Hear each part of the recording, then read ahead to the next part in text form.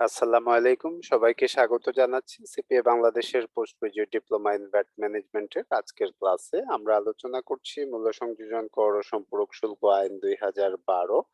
এই আলোচনায় আমরা ভ্যাট এফএকিউ যে বইটি আছে এটার যে পরিমার্জিত একটি সংস্করণ আমরা নিয়ে আলোচনা করছিলাম, যেটা ব্যবসায় ভ্যাট আইনের প্রয়োগ মোহাম্মদ তারেক হাসান ও অন্যান্য লেখক কর্তৃক সংকলিত বই থেকে নেয়া। এটা আমরা আজকের আলোচনা শুরু করব সম্পূরক শুল্ক নিয়ে। আমরা যদি আইনটি একটু খেয়াল করে দেখি, আমাদের আইনের টাইটেলটা হচ্ছে মূল্য সংযোজন কর ও সম্পূরক শুল্ক আইন। তার মানে আইনের টাইটেলের মধ্যেই সম্পূরক শুল্ক একটি আলাদা অংশ আছে, বলা আছে মূল্য সংযোজন কর ও সম্পূরক শুল্ক আইন ২০১২। তো আমরা যদি প্রথমে দেখি যে কখন সম্পূরক শুল্ক আরোপিত হয়। মূল্য সংযোজন কর ও সম্পূরক শুল্ক আইন ২০১২ অনুযায়ী সম্পূরক শুল্ক আরোপযোগ্য পণ্য আমদানির ক্ষেত্রে সম্পূরক শুল্ক আরোপযোগ্য পণ্য আমদানির ক্ষেত্রে আমদানির সময় সম্পূরক শুল্ক আরোপ হয়। এটা হচ্ছে একটা স্টেজ, যে স্টেজে সম্পূরক শুল্ক আরোপ হয়। আমরা আগে আমদানির ক্ষেত্রে সম্পূরক শুল্ক ক্যালকুলেশনের একটা এক্সাম্পল দেখেছিলাম, এবং বাংলাদেশে সম্পূরক শুল্ক আরোপযোগ্য পণ্য এবং সম্পূরক শুল্ক আরোপযোগ্য সেবা সরবরাহের সময় সম্পূরক শুল্ক আরোপিত হবে। তাহলে আমদানি এবং লোকালি যে সরবরাহ, দুই ক্ষেত্রেই যদি ওই পণ্য বা সেবা সম্পূরক শুল্ক আরোপযোগ্য হয়ে থাকে, তাহলে ওই সম্পূরক শুল্ক ওই পণ্য বা সেবা আমদানি অথবা লোকালি বিক্রি বা সরবরাহের সময় সম্পূরক শুল্ক আরোপিত হবে। এটা হচ্ছে সম্পূরক শুল্ক আরোপের যে বিষয়টা। এখন পরের কোয়েশ্চনটা হচ্ছে সম্পূরক শুল্ক কে পরিশোধ করবেন। সম্পূরক শুল্ক আরোপিত যখন হবে তখন যখন আমদানির ক্ষেত্রে সম্পূরক শুল্ক আরোপযোগ্য পণ্য কেউ আমদানি করবেন, সেক্ষেত্রে আমদানিকারক এটা পরিশোধ করবেন। আমরা জানি ভ্যাটও আমদানির ক্ষেত্রে আমদানিকারক পরিশোধ করে থাকেন। আর বাংলাদেশে প্রস্তুতকৃত সম্পূরক শুল্ক আরোপযোগ্য পণ্য বা সম্পূরক শুল্ক আরোপযোগ্য সেবা সরবরাহের ক্ষেত্রে সরবরাহকারী সম্পূরক শুল্ক পরিশোধ করবেন। তার মানে সম্পূরক শুল্ক এবং ভ্যাট এটা পরিশোধের জন্য দায়ী ব্যক্তি একই, যিনি আমদানির ক্ষেত্রে আমদানিকারক, বিক্রির ক্ষেত্রে বিক্রেতা। কিন্তু আলটিমেটলি খেয়াল রাখতে হবে এখানে সম্পূরক শুল্কটাও কিন্তু ভোক্তার উপর গিয়ে বর্তায়। ভ্যাট যেমন ভোক্তার উপরে গিয়ে বর্তায়, মূল্য সংযোজন কর, সম্পূরক শুল্ক একইভাবে ভোক্তার উপরে গিয়ে বর্তায়। তার মানে এইসব ট্যাক্স কিংবা ডিউটি সবই আলটিমেটলি কিন্তু ভোক্তা পরিশোধ করছে। আমরা অনেক সময় দেখা যায় এই বিষয় নিয়ে অনেকে ইদানিং হয়তো কিছু আলোচনা হচ্ছে, অনেক সময় দেখা যায় যে আমরা ব্যবসায়ীরা ভ্যাট এবং সাপ্লিমেন্টারি ডিউটি কিংবা আদার বিষয় নিয়ে বেশি আলোচনা করে থাকেন। তো যে তারা দিচ্ছেন, এজ ইফ মনে হয় যে ব্যবসায়ীরা এটা দিচ্ছেন। আসলে তো এটা ব্যবসায়ীরা দিচ্ছেন না। ব্যবসায়ীরা ভোক্তার নিকট থেকে কালেক্ট করে সেটা সরকারি তহবিলে জমা দিচ্ছেন, এবং ব্যবসায়ীরা যথাযথভাবেই তার প্রাইসের মধ্যে এই জিনিসগুলো এড করা আছে। তো এটা নিয়ে বার্গেন করা মানে যেটা ব্যবসায়ীরা আ আদায় করলেন ভোক্তার নিকট হতে, সেই অর্থটুকু সঠিকভাবে জমা না দেয়ার বিষয়েই বার্গেন করা। তো এই জিনিসটা আমাদেরকে খেয়াল রাখতে হবে, যে ভ্যাটটা কিন্তু ভোক্তা পর্যায়ে। আর আমরা মূলত ভোক্তার আ উপরেই বর্তায়, এবং ভোক্তা যে ভ্যাটটা দিয়ে থাকেন তা হয়তোবা আগেই আমদানিকারকের নিকট থেকে কালেক্ট করা হয়ে যায়, কিংবা এটা লোকালি কেনার সময় দেয়া হয়। সম্পূরক শুল্ক আসলে খুব জটিল কিছু না। এটা সহজ একটা বিষয়। এখানে আমরা যে তফসিল নিয়ে আলোচনা করেছিলাম আগে, মূল্য সংযোজন কর ও সম্পূরক শুল্ক আইন ২০১২ এর, ওই তফসিলে আমরা ১ম এবং ৩য় তফসিল নিয়ে আলোচনা করেছিলাম। ২য় তফসিলটা আমরা বাদ রেখেছিলাম। তো ওই ২য় তফসিলে উল্লেখিত সকল পণ্য, সেবা আমদানি ও সরবরাহের উপর নির্দিষ্ট হারে সম্পূরক শুল্ক আরোপিত আছে। তো আমরা যদি একটু আইনে যাই, আইনের আ যে টেক্সটটি আছে সেটা bdlaws.minlaw.gov.bd তে গেলে আপনারা পাবেন। এটার আমরা যদি সব শেষের দিকে যাই তাহলে এখানে দেখতে পাবেন তফসিল দেয়া আছে। নিচে তফসিলটা দেয়া আছে। এই তফসিলটা প্রতি বছর আপডেট হয়। এখন আমরা আ আ আগের ক্লাসে আমরা যে তফসিলটা দেখেছিলাম, ওই তফসিলটা আপডেটেড আ ছিল না। সম্ভবত এর আগের বছর পর্যন্ত আপডেটেড ছিল। এখন আমরা যে তফসিলটা দেখছি, এই তফসিলটা ১৬/৮/২০২২ তারিখে আপডেট করা হয়েছে। তার মানে এখানে আ না, এটা অর্থ আইন ২০১৯ আপডেটেডটাই দেয়া আছে তফসিল এখানে। আমরা যদি এই তফসিলে গিয়ে ২য় তফসিল দেখি,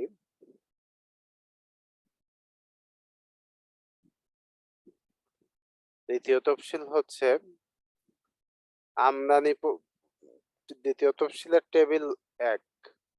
এখানে হচ্ছে আমদানি পর্যায়ে সম্পূরক শুল্ক আরোপযোগ্য পণ্যসমূহ। টেবিল ১ অর্থায়ন ২০২২ এর ধারা ৮২ ক বলে প্রতিস্থাপিত।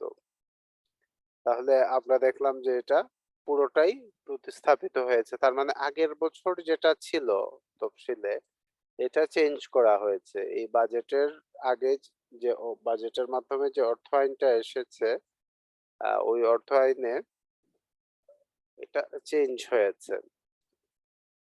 অর্থায়ন ২০২২ এর মাধ্যমে টেবিল ১। তার মানে এটা দেখা গেল যে সম্পূরক শুল্কটা পার্লামেন্ট প্রতি বছরই অর্থায়নের মাধ্যমে চেঞ্জ করতে পারে। অন্যান্যগুলাও চেঞ্জ করতে পারে। কিছু, কিছু ক্ষেত্রে চেঞ্জ হয়, কোনো ক্ষেত্রে হয় না, কোনো ক্ষেত্রে পুরোটাই চেঞ্জ হয়। তো এখানে সম্পূরক শুল্ক আরোপযোগ্য পণ্য। তো টেবিল ১ এ আছে আমদানি পর্যায়ে সম্পূরক শুল্ক আরোপযোগ্য পণ্য। তাহলে একটা স্টেজ পেলাম আমরা আমদানি পর্যায়ে। আমরা একটু টেবিল ২ এ যাই। এটা লম্বা লিস্ট দেখতে পাবেন। আমদানি পর্যায়ে সম্পূরক শুল্ক আরোপযোগ্য পণ্যের।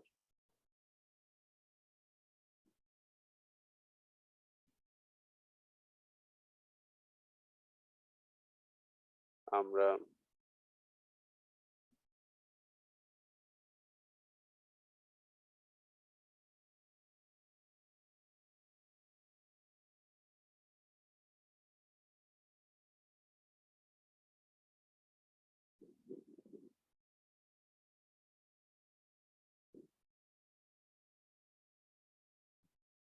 অনেক বড় লিস্ট এটা।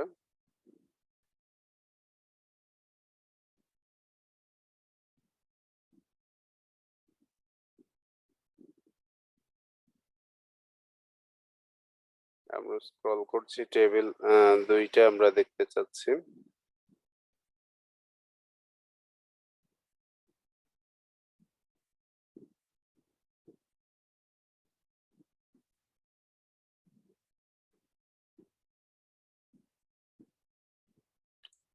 এটা হচ্ছে টেবিল ২। এখানে সরবরাহ পর্যায়ে সম্পূরক শুল্ক আরোপযোগ্য পণ্যসমূহ দেয়া আছে। এইসব পণ্য ক্ষেত্রে আমরা লোকালি উৎপাদন করে বিক্রি করলে এখানে সম্পূরক শুল্ক আরোপযোগ্য হবে। এটা হচ্ছে সরবরাহ পর্যায়ে সম্পূরক শুল্ক আরোপযোগ্য পণ্য।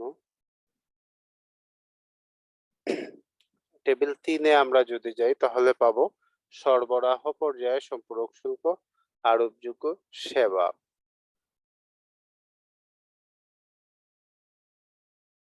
এই হচ্ছে আমরা ৩টা টেবিল। তো ৩টা টেবিলে আমরা ১ম টেবিলে পেলাম আমদানি পর্যায়ে সম্পূরক শুল্ক আরোপযোগ্য পণ্য। ২য় টেবিলে সরবরাহ পর্যায়ে মানে হচ্ছে লোকালি বিক্রির ক্ষেত্রে আমরা লোকালি উৎপাদন করে বিক্রির ক্ষেত্রে। ৩য় টেবিলে সরবরাহ পর্যায়ে সম্পূরক শুল্ক আরোপযোগ্য সেবাসমূহ। তার মানে আমরা এই যে সম্পূরক শুল্ক কখন আরোপিত হবে, কে পরিশোধ করবেন এবং কি হারে পরিশোধ করবেন, এই ৩টা বিষয় আমরা ক্লিয়ার হলাম। এখানে ২য় তফসিলে এই বিষয়গুলা ক্লিয়ারলি মেনশন করা আছে। আমরা যদি একটু তফসিলটা পড়ার চেষ্টা করি,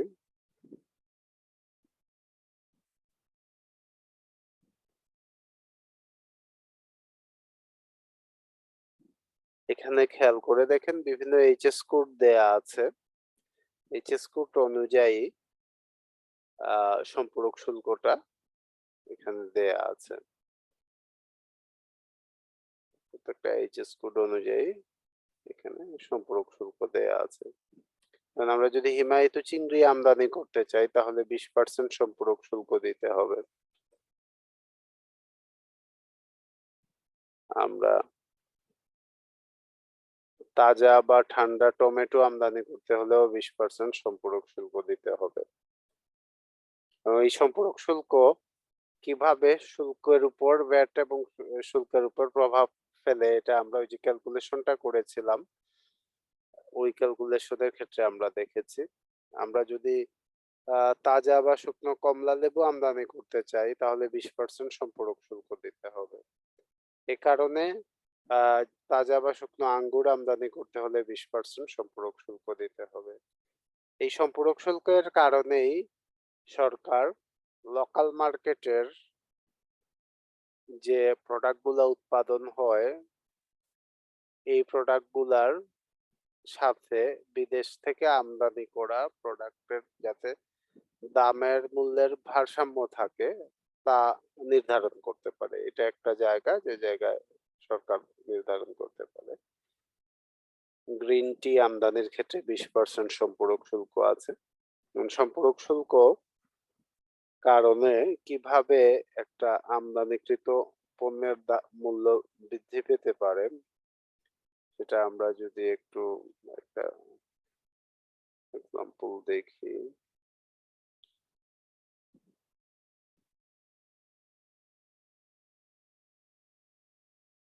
আমরা যদি মোটর গাড়ি এবং অন্যান্য মোটরযান আমদানির ক্ষেত্রে সম্পূরক শুল্কের রেট দেখি তাহলে খেয়াল করে দেখুন।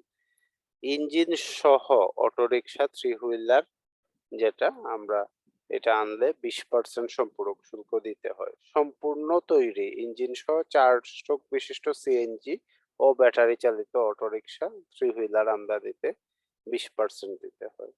ইলেকট্রিক ব্যাটারি চালিত মোটর গাড়ি, ইলেকট্রিক ব্যাটারি চালিত মোটর গাড়িতে সম্পূরক শুল্ক মাত্র 20%। সম্পূর্ণ তৈরি মোটর গাড়ি ও অন্যান্য মোটরযান, স্টেশন ওয়াগন সহ হাইব্রিড মোটরযান, অ্যাম্বুলেন্স এবং ইলেকট্রিক ব্যাটারি চালিত মোটর গাড়ি ব্যতীত, মানে ইলেকট্রিক ভেহিকলের জন্য 20% ধার্য করা আছে। আর হাইব্রিডের জন্য আলাদা হিসাব আছে, অ্যাম্বুলেন্সের জন্য আলাদা হিসাব আছে। তো এখানে খেয়াল করে দেখেন সিলিন্ডার ক্যাপাসিটি 1600 সিসি পর্যন্ত, মাইক্রোবাস ব্যতীত এটা হচ্ছে 45% সম্পূরক শুল্ক। সিলিন্ডার ক্যাপাসিটি 1601 হতে 2000 সিসি পর্যন্ত 100%। সিলিন্ডার ক্যাপাসিটি 2001 হতে 3000 সিসি পর্যন্ত 250%। সিলিন্ডার ক্যাপাসিটি 3001 হতে 4000 পর্যন্ত 500%। সিলিন্ডার ক্যাপাসিটি 4000 সিসি এর ঊর্ধ্বে হলে 500%। তার মানে আমরা এখানে 500% সম্পূরক শুল্ক দিতে হবে। সেটা সিলিন্ডার ক্যাপাসিটি ৩০০০ থেকে অধিক হলে যেকোনো গাড়ি। এ কারণে দেখা যায় যে আ ১৬০০ সিসি পর্যন্ত গাড়ির দাম কম্পারেটিভলি কম থাকে। আবার সিসি বাড়লে গাড়ির দামটি বাড়তে থাকে এবং বেশি সিসির গাড়ি যেগুলা আ তে তে ৩০০০ সিসি উপরে কিংবা ৪০০০ সিসির উপরে এইসব গাড়ির দাম বেশি হয়, অনেক বেশি হয়। দামের পার্থক্যটা অনেক বেশি হয়। আবার এখানে বলা আছে খেয়াল করে দেখেন যে হাইব্রিড মোটরযান, অ্যাম্বুলেন্স এবং ইলেকট্রিক ব্যাটারি চালিত মোটর গাড়ি ব্যতীত এগুলো এক্সক্লুড করা হয়েছে। ইলেকট্রিক ব্যাটারি চালিত মোটর গাড়ি মাত্র 20% সম্পূরক শুল্ক। তার মানে এটা এনকারেজ করা হয়েছে যেহেতু এটা পরিবেশ দূষণ কম করে। তো এইজন্য ইলেকট্রিক ব্যাটারি চালিত মোটর গাড়ি এনকারেজ করা হয়েছে। হাইব্রিডও এনকারেজ করা হয়েছে যেহেতু ফুয়েল এফিশিয়েন্ট সেজন্য। অ্যাম্বুলেন্সটা আলাদা রাখা হয়েছে।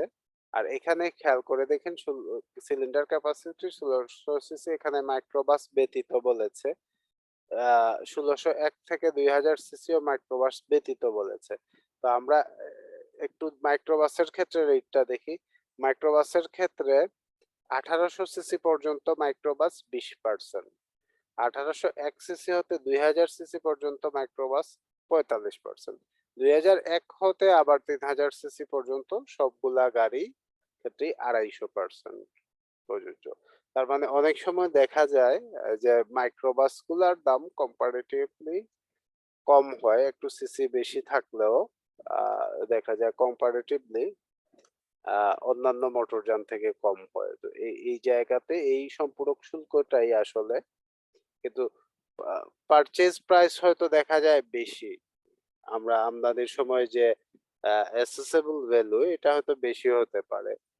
কিন্তু আমরা যে সম্পূরক শুল্ক সহ আমরা যে শুল্কায়ন সমাপ্ত হলে টোটাল যে মূল শুল্ক এবং কর সহ যে প্রাইসটা পড়ে সেটা অনেক বেশি হয় এক্ষেত্রে। যেহেতু সিসি অনুযায়ী প্রাইস গুলা বেশি হয়ে থাকে। স্যার এখানে নতুন পুরানো বা রিকন্ডিশনের কোনো ইয়ে নাই, মানে আলাদা করার কিছু নাই, নতুন আনলেও যা রিকন্ডিশন আনলেও তাই, এরকম কি? না, এখানে খেয়াল করে দেখেন সম্পূর্ণ তৈরি মোটর গাড়ি বলা হচ্ছে। তো রিকন্ডিশনের বিষয়টা তো এই জায়গায় বলা নেই আলাদাভাবে। আমরা এরপরে দেখি এখানে বিযুক্ত সিকেডি মোটর গাড়ি মানে এটা যদি মোটরযান স্টেশন ওয়ান জিপ গাড়ি সহ আলাদাভাবে যদি আনা হয় সম্পূর্ণ তৈরি না এনে অ্যাসেম্বল করা হয় তাহলে একটা রেট বলা আছে। সম্পূর্ণ তৈরি হাইব্রিডের ক্ষেত্রে একটা রেট বলা আছে। ৪ দরজার কেবিন পিকআপের রেট বলা আছে।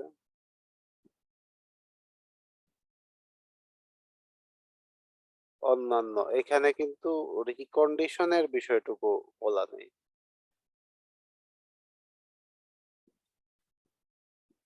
নতুন এবং রিকন্ডিশনের আলাদা কিছু দেয়া নেই।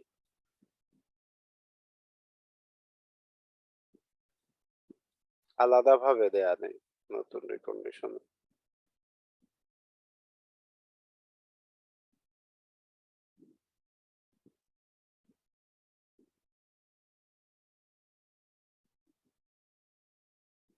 রিকন্ডিশনের ক্ষেত্রে এটা সংশ্লিষ্ট নিয়ম আছে আপনি কবে কোন মডেল পর্যন্ত আনতে পারবেন, কোন মডেলের পরে আর আনতে পারবেন না। এই ধরনের কিছু নিয়ম কানুন আছে আমদানির ক্ষেত্রে। তো এই যে সম্পূরক শুল্ক, এই সম্পূরক শুল্কের কারণে মূল্যের তারতম্য হয়। এখন আমরা যেটা দেখলাম এটা হচ্ছে সম্পূর্ণ তৈরি যে যানবাহনগুলা এগুলা এখানে দেখেন হাইব্রিড মোটরযান, অ্যাম্বুলেন্স ও ইলেকট্রিক ব্যাটারি চালিত মোটর গাড়ি ব্যতীত। আমরা যদি একটু পড়ে দেখি তাহলে সম্পূর্ণ তৈরি হাইব্রিড মোটর গাড়ি ও অন্যান্য মোটরযান স্টেশন ওয়াগন সহ। দেখেন হাইব্রিডের ক্ষেত্রে সম্পূরক শুল্ক অনেক কম। 1800 সিসি পর্যন্ত 20%, 1801 থেকে 2000 সিসি পর্যন্ত 45%, 2001 থেকে 2500 সিসি পর্যন্ত 60%, 2501 থেকে 3000 সিসি পর্যন্ত 100%, 3001 থেকে 4000 সিসি পর্যন্ত 150%, যেটা নর্মাল গাড়ির ক্ষেত্রে আমরা দেখেছি 500%, তেলে চালিত যেগুলা। তো এই কারণে খেয়াল করে দেখবেন মার্কেটে হাইব্রিড গাড়ির প্রাইস কম্পারেটিভলি কম। আমরা যদি আহ, দেখি যে শুল্ক সহ প্রাইসটা কম্পারেটিভলি কম হয়।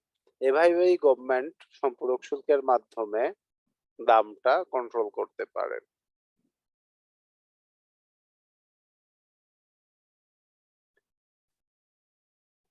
সম্পূরক শুল্কের আলোচনা আমরা যদি একটু লোকালি যাই, লোকাল মার্কেটে, সেটা হচ্ছে সরবরাহ পর্যায়ে সম্পূরক শুল্ক আরোপযোগ্য পণ্য।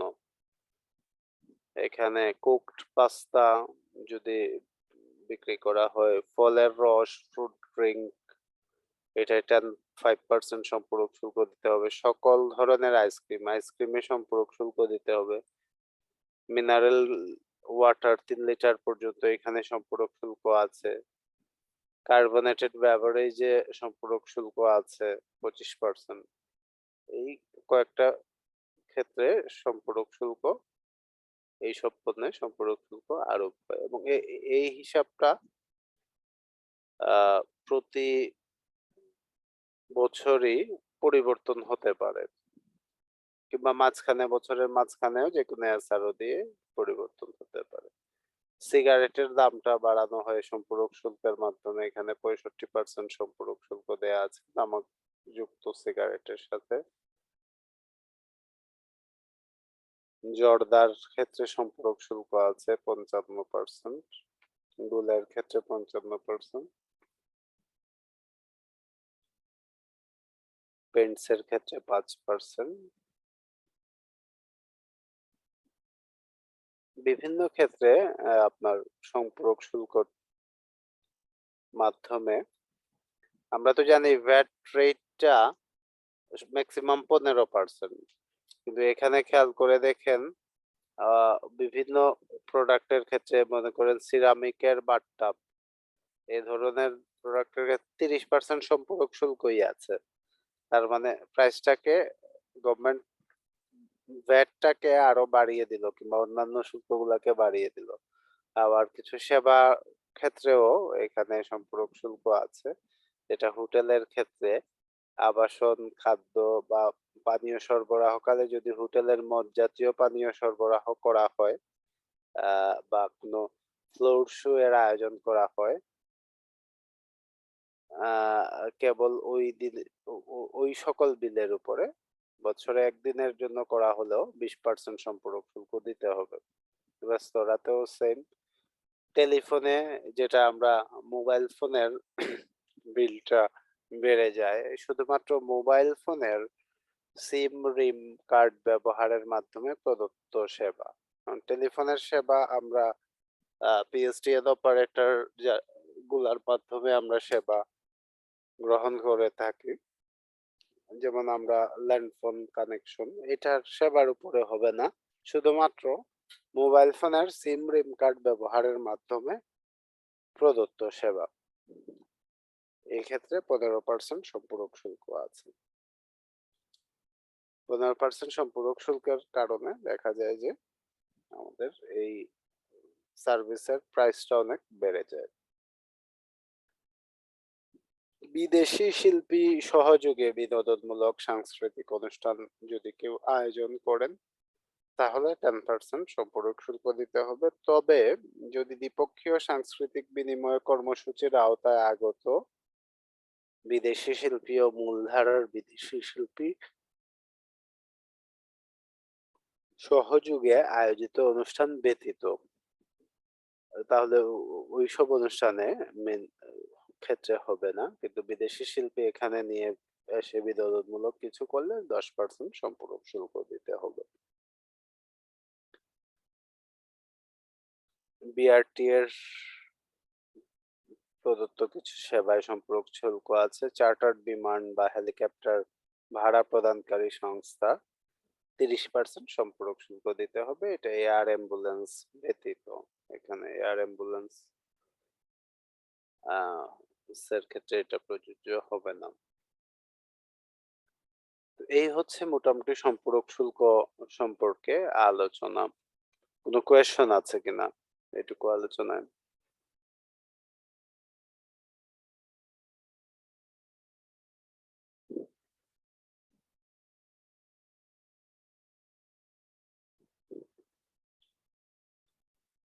তাহলে স্যার ভ্যাট এবং সম্পূরক শুল্ক একই সাথে আরোপ যোগ্য হবে। কোনো পণ্যের হ্যাঁ, দাম যদি 100 টাকা হয় সেখানে ভ্যাট এবং এই দুইটাই হলো এডিশনাল দিতে রাইট, হবে। রাইট। এখন আমরা যদি দেখি, আমরা আগে যে আলোচনাটুকু করেছিলাম, আহ একটা ক্যালকুলেশন করেছিলাম। আচ্ছা, সম্পূরক শুল্কের ক্যালকুলেশনে আমরা সামনে কোয়েশ্চন আছে আমাদের। তারপরেও আমি আগে আমরা যে আমদানির ক্ষেত্রে যেটা আলোচনা করেছিলাম, এখানে দেখেন আমদানিতে মূসক আরোপযোগ্য মূল্য ও কর কিভাবে নির্ধারণ করতে হয়। এই জায়গায় আমরা দেখেছিলাম আমদানি শুল্কটা অ্যাসেসেবল ভ্যালুর বা ভিত্তি মূল্যের উপরেই হবে। এরপরে আমরা দেখেছিলাম রেগুলেটরি ডিউটিটা অ্যাসেসেবল ভ্যালুর উপরে হবে। সম্পূরক শুল্কটা ক্যালকুলেট করতে হলে অ্যাসেসেবল ভ্যালুর সাথে কাস্টমস ডিউটি এবং রেগুলেটরি ডিউটি অ্যাড করে যে মূল্য পাওয়া যাবে এটার উপরে সম্পূরক শুল্ক হবে। আর মূসকটা হবে অ্যাসেসেবল value, customs duty, regulatory duty এবং সাপ্লিমেন্টারি ডিউটি, যেটা সম্পূরক শুল্ক আমরা বলছি, এটা যোগ করে এটার টোটাল ফিগারের উপরে মূসকটা হবে। তার মানে কোনো লোকালিও যদি কোনো প্রোডাক্টে সাপ্লিমেন্টারি ডিউটি অ্যাপ্লিকেবল হয় বা সম্পূরক শুল্ক অ্যাপ্লিকেবল হয়, তাহলে ওই সম্পূরক শুল্ক যেমন আমরা প্রোডাক্টের প্রাইসের সাথে অ্যাড করব, ঠিক তেমনি আবার ভ্যাট ক্যালকুলেশনের সময়ও সম্পূরক শুল্ক সহ প্রোডাক্টের প্রাইস যেটা হবে এটার উপরে ভ্যাট ক্যালকুলেট করব। তার মানে ইফেক্টিভ ভ্যাট রেটটাও বেড়ে যাচ্ছে সম্পূরক শুল্কের মাধ্যমে।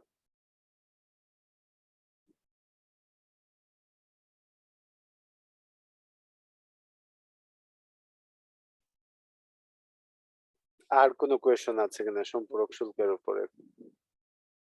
না, ক্লিয়ার স্যার, কারণ আমার ধারণা ছিল যে আগে ভ্যাট হবে তারপরে সম্পূরক শুল্ক ধার্য হবে। এখন দেখলাম যে আগে হলো সম্পূরক শুল্ক তারপরে তার উপরে হলো ভ্যাট।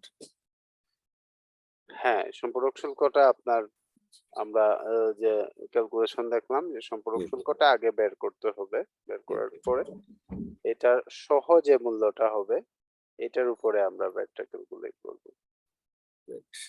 এই জন্য দেখা যায় আমরা সম্পূরক শুল্কের কারণে যে কোনো প্রোডাক্টেরই প্রাইস অনেক বেড়ে যায়, অনেক বেড়ে যায়, পার্থক্যটুকু অনেক হয়ে যায়। কারণ একটু খেয়াল করে দেখবেন, আমরা যে সম্পূরক শুল্কের হিসাবটা দেখলাম, যদি গাড়ির ক্ষেত্রেই ধরেন আপনার সম্পূরক শুল্কের হার এখানে 20%-এর জায়গায় যদি এটা 500% হয়, তাহলে এখানে আমরা সম্পূরক শুল্ক যখন ক্যালকুলেট করব তখন 500% হবে। আবার আমরা যদি মূসক ক্যালকুলেট করি তাহলে ওই পুরো প্রাইসটা এই 500% যেটা এটাও অ্যাড হচ্ছে এসে। আবার assessable value, customs duty, regulatory ডিউটিরও 500% আমাদেরকে অতিরিক্ত দিতে হচ্ছে, এটা অ্যাড হয়ে আসছে। তো দেখা যায় যে আবার আগাম করও অনেক বেশি দিতে হচ্ছে, মূসকও বেশি দিতে হবে, আগাম করও অনেক বেশি দিতে হচ্ছে। তো এই কারণে খুব স্বাভাবিকভাবেই মোট যে প্রাইসটা হয় ট্যাক্স এবং ডিউটি সহ এই প্রাইসটা অনেক বেশি হয়। সম্পূরক শুল্কর মাধ্যমে পার্থক্যটুকু অনেক বেড়ে যায়।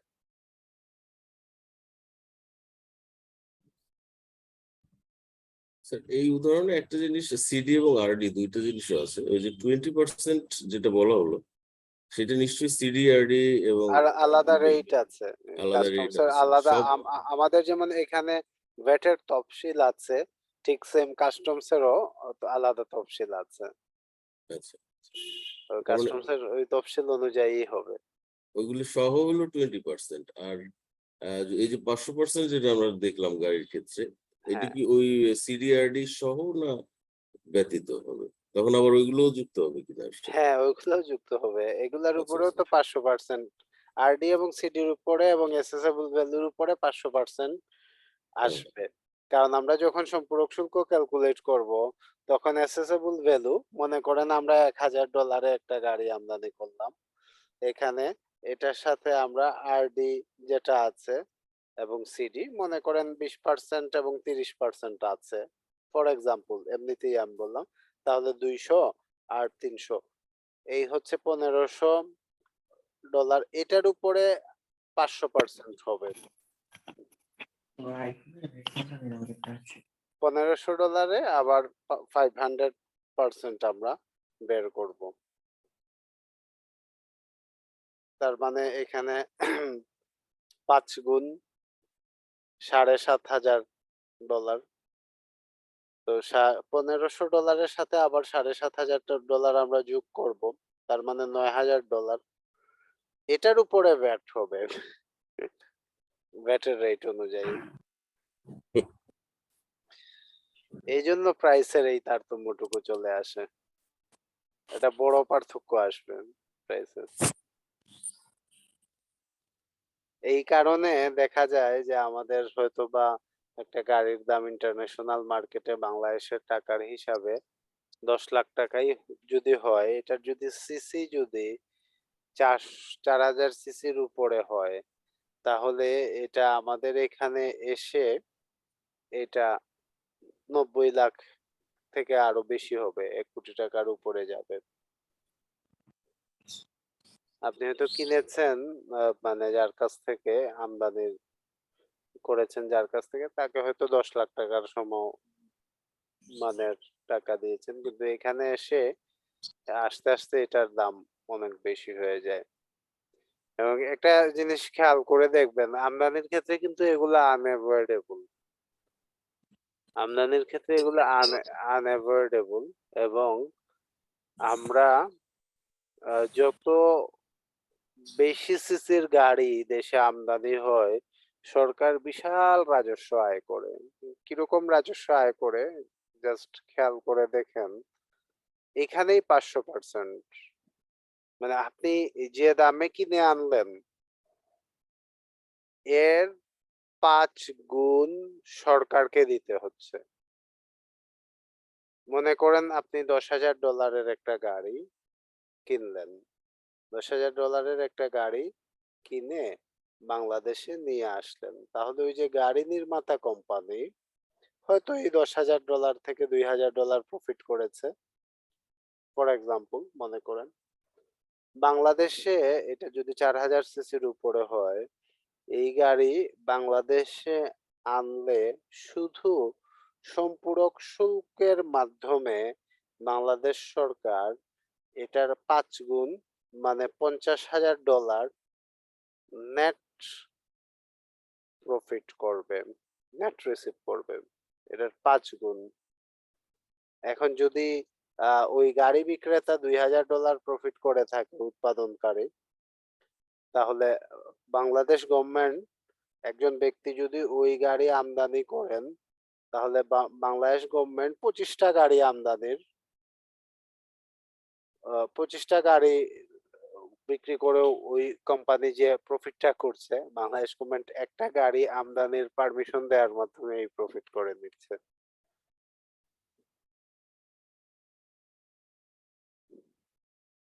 এখন ঢাকা শহরে যদি আমরা দেখি যে ৪,০০০ সিসির উপরে ৩,০০০ সিসির উপরে ৩,০০০ সিসির উপরেই তো বেশি গাড়িগুলার সংখ্যা দেখলে বোঝা যাবে যে গভর্নমেন্ট কি পরিমাণ রাজস্ব আদায় করেছে।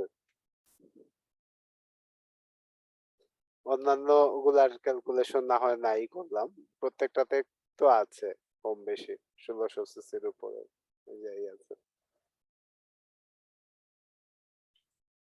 তো খুব স্বাভাবিক এ এই অর্থগুলা আ প্রদান করেছেন ভোক্তা সরাসরি এবং এই অর্থগুলা কোথায় মানে এটা দেখে বুঝা যায় যে এগুলা সঠিকভাবে ব্যবহার করলে তো অবশ্যই আমাদের মানে সরকারের তহবিলে অনেক বেশি অর্থ থাকার কথা।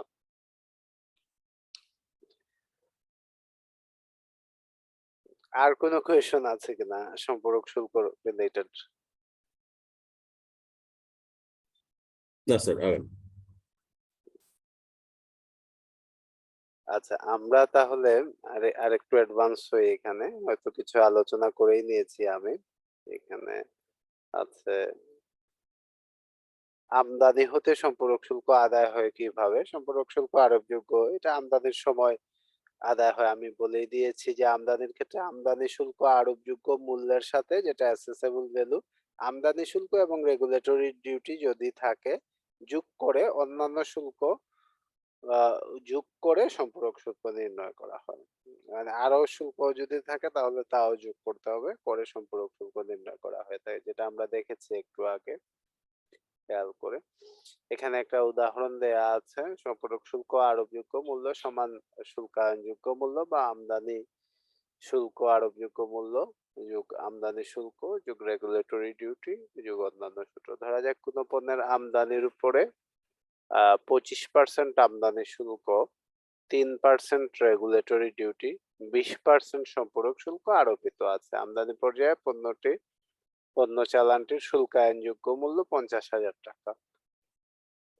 প্রযোজ্য সম্পূরক শুল্কের পরিমাণ নির্ণয় করা যাক। এখানে আমরা দেখলাম যে অ্যাসেসেবল ভ্যালুর উপর প্রথমে কাস্টমস ডিউটি, রেগুলেটরি ডিউটি বের করলাম। অ্যাসেসেবল ভ্যালু, কাস্টমস ডিউটি এবং রেগুলেটরি যোগ করে এটার উপরে আমরা সম্পূরক শুল্ক বের করলাম।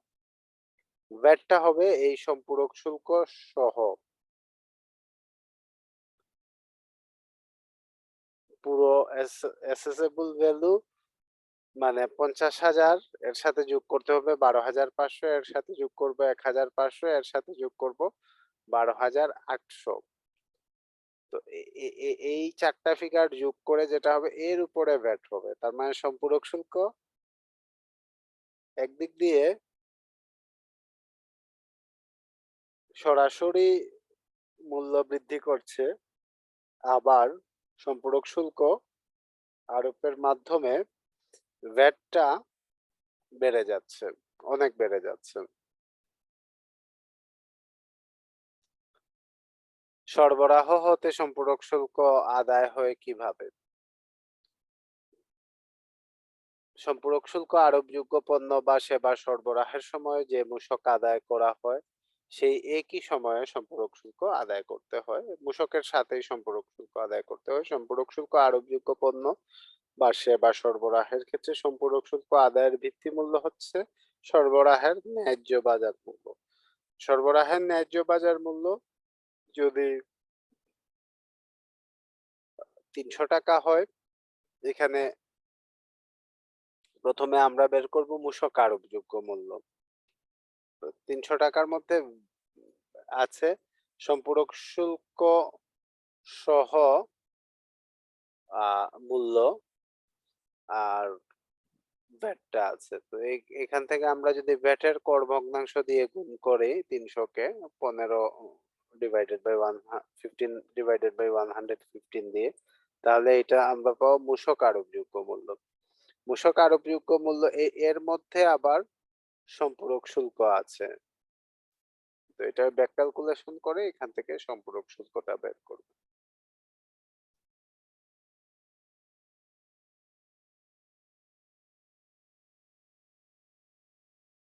এই হচ্ছে সম্পূরক শুল্কের এই যে ক্যালকুলেশনটা আছে,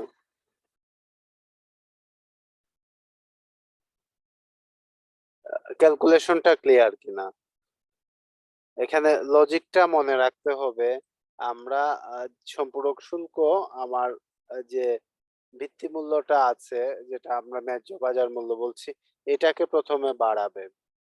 সম্পূরক শুল্ক আরোপযোগ্য মূল্যের সাথে সম্পূরক শুল্ক যোগ করলে মূসক আরোপযোগ্য মূল্য পাবো আমরা। মূসক আরোপযোগ্য মূল্যের সাথে মূসক যোগ করলে আমরা বিক্রয় মূল্য পাবো। তো বিক্রয় মূল্য থেকে প্রথমে মূসকটা যদি বাদ দেই আমরা, তাহলে সম্পূরক শুল্ক আরোপযোগ্য মূল্য পাবো। এবং সম্পূরক শুল্ক আরোপযোগ্য মূল্য থেকে যদি আমরা সম্পূরক শুল্কটা বাদ দেই, তাহলে আমরা এই যে ন্যায্য বাজার মূল্য যেটা বা ভিত্তি মূল্য, এটা পাবো। কোনো কোয়েশন আছে কিনা এই এক্সাম্পলে?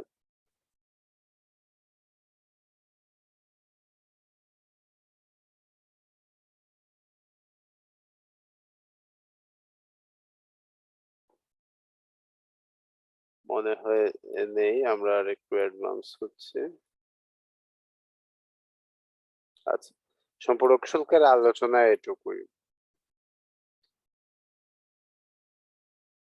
তাহলে আমরা সম্পূরক শুল্কের আলোচনায় যদি একটু সামারি করি, আমরা দেখব যে সম্পূরক শুল্ক দুই জায়গায় হতে পারে, আমদানির সময় হতে পারে, সরবরাহের সময়ও হতে পারে।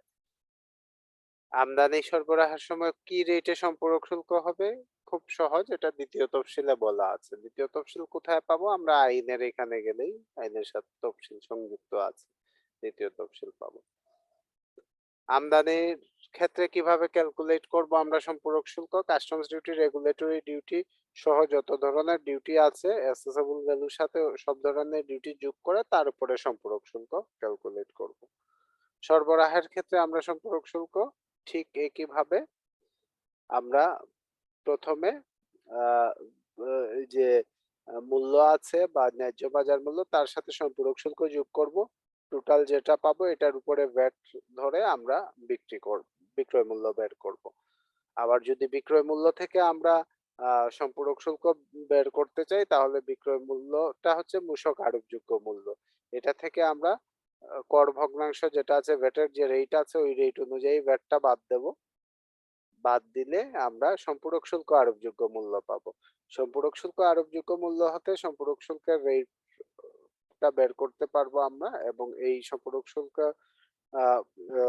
পরিমাণটা আমরা যদি বাদ দেই, তাহলে মূল যে মূল্যটা আছে, যেটাকে আমরা ন্যায্য বাজার মূল্য বলছি, এটা পাওয়া যাবে। ক্লিয়ার কিনা সম্পূরক শুল্কের আলোচনা?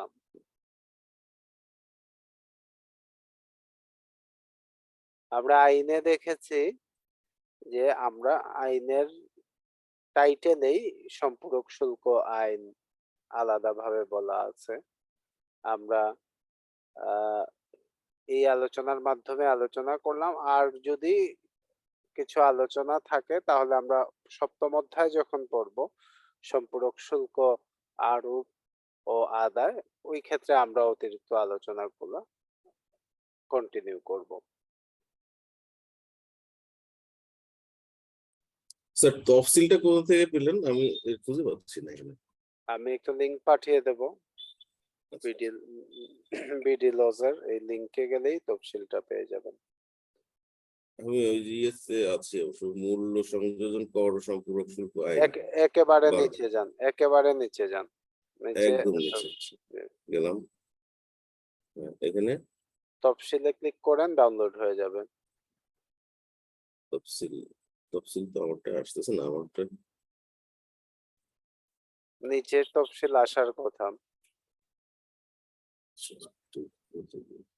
আপনি কি মূল্য সংযোজন কর ও সম্পূরক শুল্ক আইন 2012-তে গিয়েছেন? হ্যাঁ হ্যাঁ 12তে। তাহলে তফসিল আসবে নিচে। আপনি তাহলে হয়তো আইনের ভিতরে কোনো চ্যাপ্টারে আছেন। রিফ্রেশ দিয়ে দিব। আচ্ছা ঠিক আছে, আমি খুঁজে নেবো, না হলে হ্যাঁ, আপনাকে আমি লিংক পাঠিয়ে দেব এটা।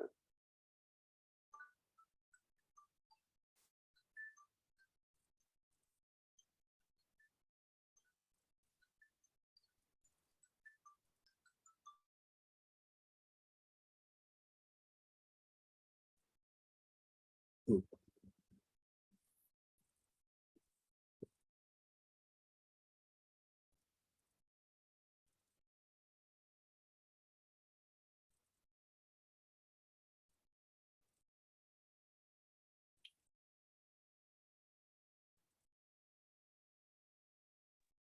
পেয়েছি স্যার। হ্যাঁ, কোনো কোয়েশন না থাকলে আমরা আলোচনা আরেকটু অ্যাডভান্স করব।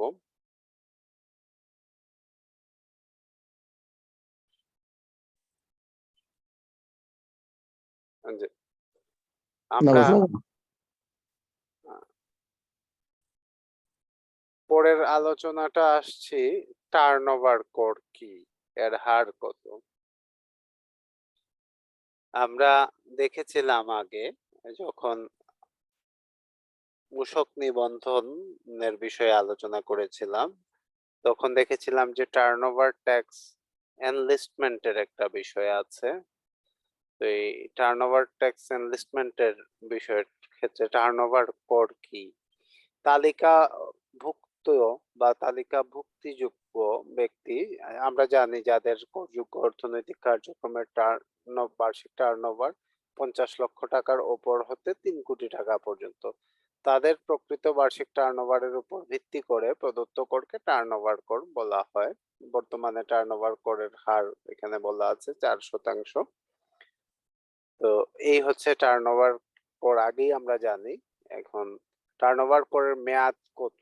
আমরা জানতাম যে মূল্য সংযোজন কর প্রতি মাসে দাখিলপত্র জমা দিতে হয়, বাট টার্নওভার করের ক্ষেত্রে ত্রৈমাসিক ভিত্তিতে দাখিল করতে হয়। যেমন জানুয়ারি 1 তারিখ থেকে 31 মার্চ পর্যন্ত এই 3 মাস মেয়াদের টার্নওভার কর দাখিল করতে হয় এপ্রিল মাসে। এপ্রিল 1 থেকে জুন পর্যন্ত, যেটা 30 জুন পর্যন্ত, এটা দাখিল করতে হবে জুলাইয়ের 15 তারিখের মধ্যে। 1 জুলাই থেকে 30 সেপ্টেম্বর পর্যন্ত কর মেয়াদেরটা দাখিল করতে হবে অক্টোবরের 15 তারিখের মধ্যে, এবং 1 অক্টোবর থেকে 31 ডিসেম্বর পর্যন্ত যে কর মেয়াদ আছে তার রিটার্ন দাখিল করতে হবে জানুয়ারির 15 তারিখের মধ্যে। আমরা মূসক ফর্ম 9.2 এ টার্নওভার করের দাখিলপত্র জমা দিতে হয়, যেটা আমরা 9.1 এ ভ্যাটের রিটার্ন দাখিল করি অনুরূপ। তো এটা কর মেয়াদের পরবর্তী মাসের 15 তারিখের মধ্যে দাখিলপত্র পেশ করতে হয়। টার্নওভার কর কিভাবে পরিশোধ করতে হবে। কোনো কর মেয়াদে কোনো ব্যক্তির প্রদেয় টার্নওভার কর ওই কর মেয়াদে দাখিলপত্র পেশ করার পূর্বে পরিশোধ করতে হবে। টার্নওভার করের হিসাব রক্ষণ পদ্ধতি কি। আমরা দাখিলের ক্ষেত্রে যেটা মূসকের ক্ষেত্রে আইন সেম, টার্নওভার করের ক্ষেত্রেও আইন একই। টার্নওভার করের হিসাব রক্ষণ পদ্ধতি কি। তালিকাভুক্ত ব্যক্তি তার সরবরাহ সংশ্লিষ্ট সকল ক্রয় বিক্রয়ের হিসাব ফরম মূসক 6.1 এবং ফরম মূসক 6.2 এ সংরক্ষণ করবেন। ফরম মূসক 6.9 ফরমে প্রতিটি সরবরাহের বিপরীতে টার্নওভার কর চালানপত্র ইস্যু করবেন। 6.9 চালানপত্র ইস্যু করবেন। প্রতি কর মেয়াদে সরবরাহের বিপরীতে জারিকৃত কর চালানপত্রের উপর ভিত্তি করে মোট করযোগ্য বিক্রয়ের উপর ভিত্তি করে টার্নওভার করের হিসাব করবেন। সে হিসাবের ভিত্তিতে ফরম 9.2 ফর্মে দাখিলপত্র পেশ করবেন। টার্নওভার করের চালানপত্র কিভাবে ইস্যু করতে হয়, এটা 2টা কপি থাকতে হয়। মূসক 6.9 এর মাধ্যমে চালানটি ইস্যু করতে হয়। এটার 1 কপি ক্রেতাকে দিতে হবে, 1 কপি ব্যবসায় প্রাঙ্গণে সংরক্ষণ করতে হবে, যেটা 6.3 এর ক্ষেত্রে প্রযোজ্য। একইভাবেই করতে হবে, মূসকের মতোই করতে হবে টার্নওভার করের চালানপত্র ইস্যুটা।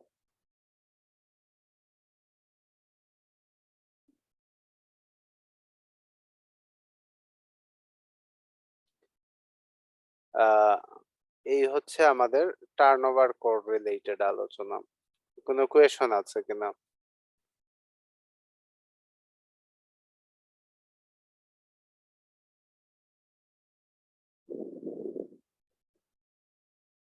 টার্নওভার কর আমরা টার্নওভারের উপরে দেয়া হচ্ছে। তো এখন দেখা যায় যে ২ জন ব্যক্তি, একজন যদি মূসক নিবন্ধিত হয়ে থাকেন, আরেকজন যদি টার্নওভার কর তালিকাভুক্ত হয়ে থাকেন, তাহলে ওই ২ ব্যক্তি যদি মনে করেন একটা প্রোডাক্ট বিক্রি করছেন যে প্রোডাক্টের ভ্যাট রেট ১৫%, তাহলে টার্নওভার কর তালিকাভুক্ত ব্যক্তি ওই প্রোডাক্ট বিক্রি করবেন যে দামে, অবশ্যই মূসক তার নিবন্ধিত ব্যক্তির প্রোডাক্টের দাম বেশি হওয়ার কথা।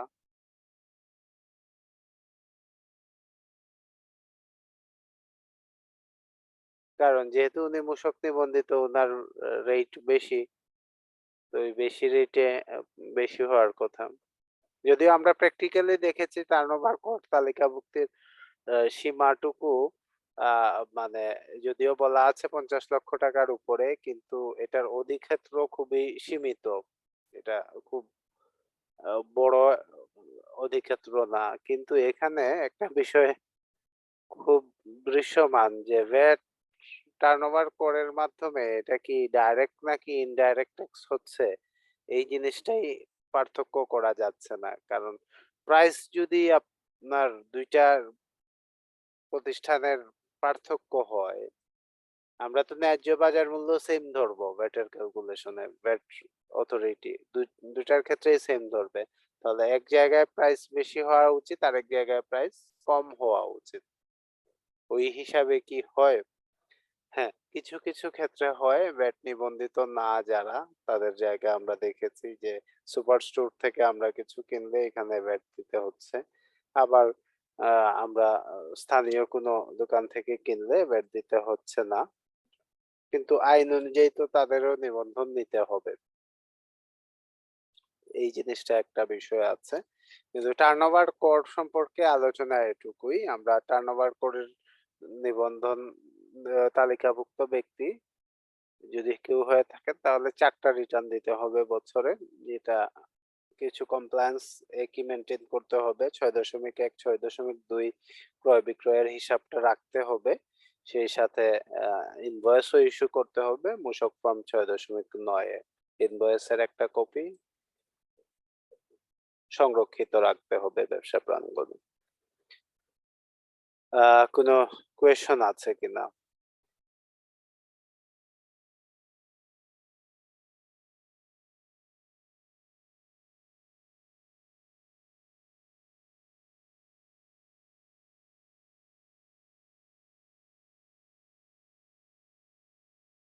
নমস এইখানে আমরা আরো আলোচনা করব পরবর্তীতে, যদিও আর বেশি আলোচনা নেই। আইনের ৮ম অধ্যায়ে টার্নওভার কর আরোপ ও আদায় এই বিষয়ে এখানে বলা আছে যে এই ৪% হারে টার্নওভার কর প্রদান করবেন।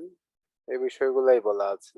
যে বিষয়গুলো আমরা এখানে পড়েছি টার্নওভার কর সম্পর্কে। তাহলে আজকে আমরা আমাদের আলোচনায় মূলত মূল্য সংযোজন কর ও সম্পূরক শুল্ক আইনের ২ টা বিষয় যেটা একটু আলাদা মূল্য সংযোজন করের থেকে, তা হচ্ছে সম্পূরক শুল্ক এবং টার্নওভার কর। এই ২ টা বিষয় সম্পর্কে আলোচনা করলাম। আজকের আলোচনা আমরা এই জায়গাতেই রাখবো। আমরা আগামী ক্লাসে আ দাখিলপত্র সম্পর্কে বা রিটার্ন সম্পর্কে আলোচনা দিয়ে আগামী ক্লাসের আলোচনা শুরু করব ইনশাআল্লাহ। আ রিটার্ন কিভাবে আ দাখিল করতে হয় কিংবা এই রিলেটেড যে কমপ্লায়েন্স গুলো আছে। সম্পূরক শুল্ক এবং টার্নওভার ট্যাক্স সম্পর্কে আপনাদের ধারণা ক্লিয়ার হয়েছে কিনা?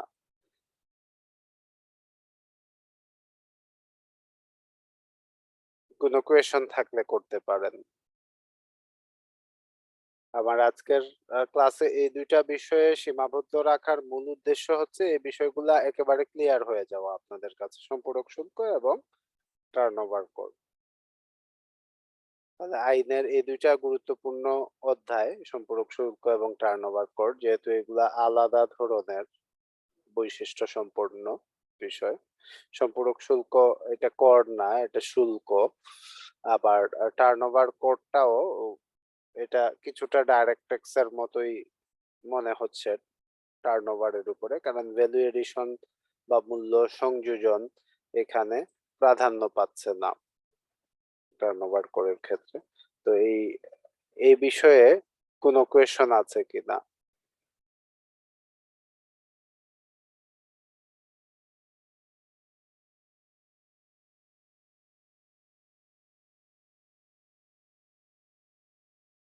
খালিদ হাসান ভাই, ক্লিয়ার হয়েছে কিনা? জি স্যার। আমরা একটা বিষয়ে খেয়াল রাখতে হবে, সেটা হচ্ছে সম্পূরক শুল্কটা কিভাবে ক্যালকুলেট করব। এই বিষয়টা একটু খেয়াল রাখতে হবে। ভ্যাট ক্যালকুলেশনের ক্ষেত্রে এসডি যদি থাকে কোনো প্রোডাক্টের সাথে, তাহলে এটার প্রাইস বা ফেয়ার মার্কেট ভ্যালু যেটাই আমরা বলি না কেন, তার সাথে প্রথমে সাপ্লিমেন্টারি ডিউটি বা সম্পূরক শুল্ক অ্যাড করতে হবে, এবং ওই পুরো সম্পূরক শুল্ক সহ মূল্যের সাথে আমরা ভ্যাটটা ক্যালকুলেট করব। তার মানে ভ্যাটটা প্রোডাক্টের প্রাইস বা ফেয়ার মার্কেট ভ্যালুর উপরে আসবে এবং সাপ্লিমেন্টারি ডিউটির সাথেও আসবে। তো সবাইকে ধন্যবাদ আজকের ক্লাসে অ্যাক্টিভলি পার্টিসিপেট করার জন্য। আমরা আজকের ক্লাসের আলোচনায় সম্পূরক শুল্ক এবং টার্নওভার কোড নিয়ে আলোচনা করলাম। আগামী ক্লাসে আমরা মূসক দাখিলপত্র নিয়ে আলোচনা কন্টিনিউ করবো ইনশাল্লাহ। সবাইকে ধন্যবাদ জানিয়ে আজকের ক্লাস এখানেই সমাপ্তি ঘোষণা করছি। আসসালামু আলাইকুম রহমতুল্লাহ।